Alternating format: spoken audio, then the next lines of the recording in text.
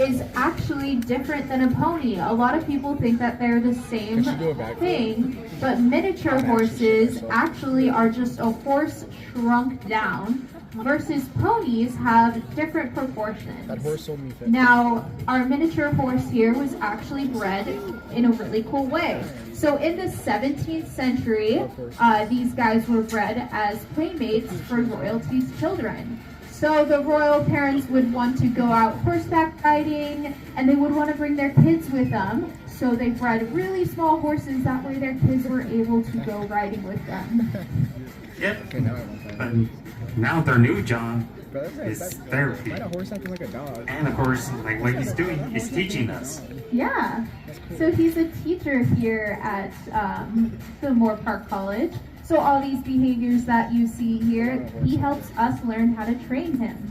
But I talked about that super strength.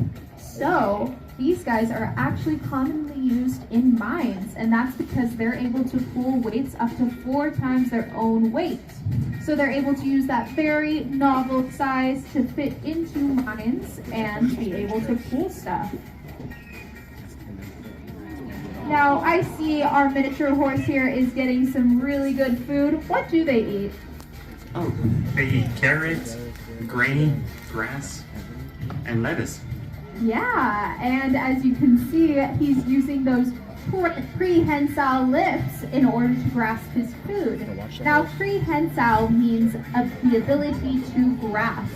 So they will go down and reach for the grass and be able to pick it up, just like how we use our fingers. And this means that they are a grazing animal. A really cool other fact about them is those really strong hoofs. So actually, that is a single toe.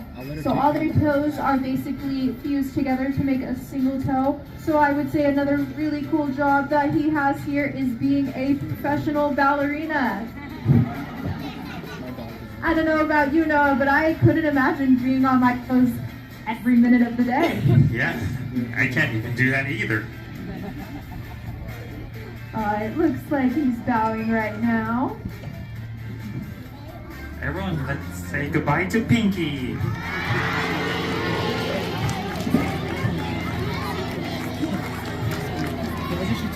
You know, I think that was a really cool job, but I don't think I'm very strong enough to do that job.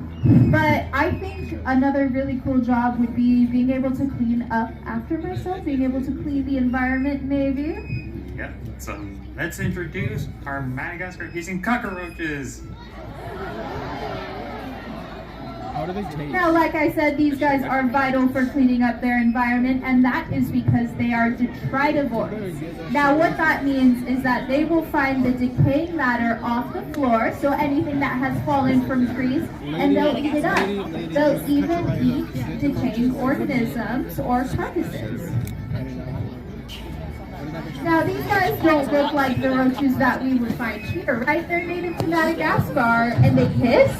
You want to talk about that? Oh yes, like she said, unlike ours that have wings, these don't fly. What they do, they'll inflate their abdomen and make a hissing sound like a snake. So I'm gonna count to 3, we're gonna hiss. Ready? 1, 2, 3.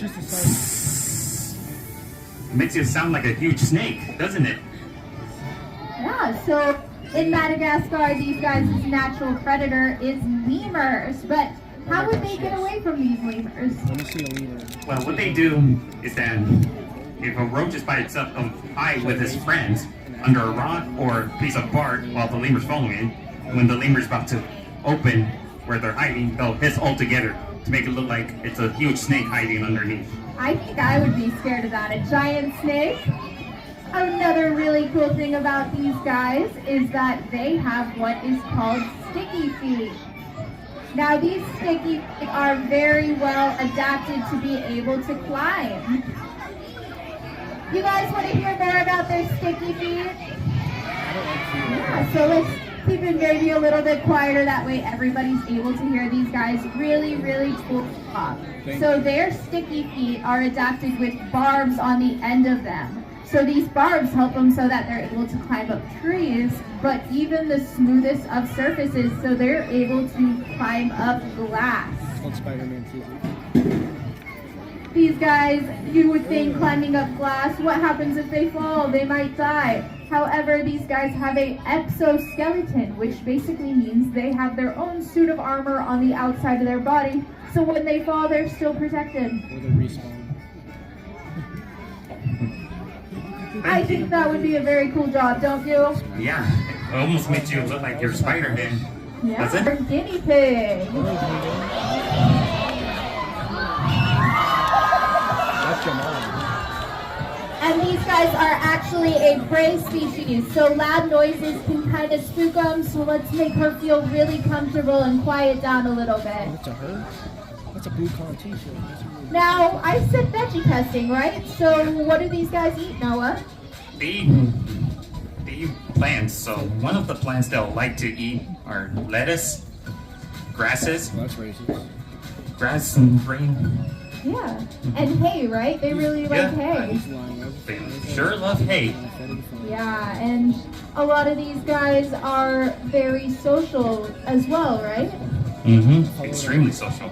As Ray mentioned, they're prey animals, so what they'll do is be in huge groups and their eyes are sideways, so that way more eyes to look for danger. Yeah. And like Noah was saying, because they are very social, they have a very unique way of communicating. So they'll use little weeping sounds in order to talk with each other. And you guys might have seen guinea pig at a pet store and think, oh, these guys are only pets, but you can actually find them in the wild too. Turn this one on. In places like South America, but they look a little different, and that's because these guys were bred specifically as pets, so they have those really unique colorings and very unique personalities as well.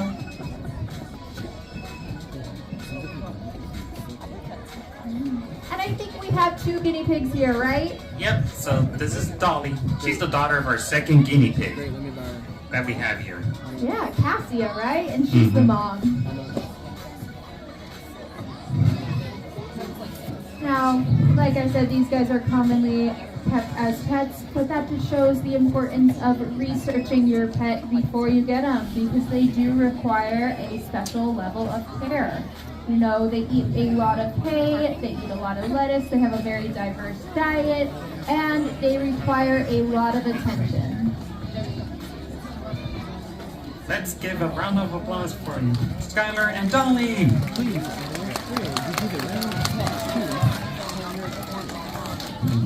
You know, Noah, I saw some construction work going on out front, and a really cool thing that they're able to do to get those rodents down whole is that they have a mandibular synthesis right here that is made out of cartilage, just like your ears. So they're able to expand their jaw a lot wider than we can and get that prey down whole and use their very strong muscles in order to push it down. Now, where do they find their rodents?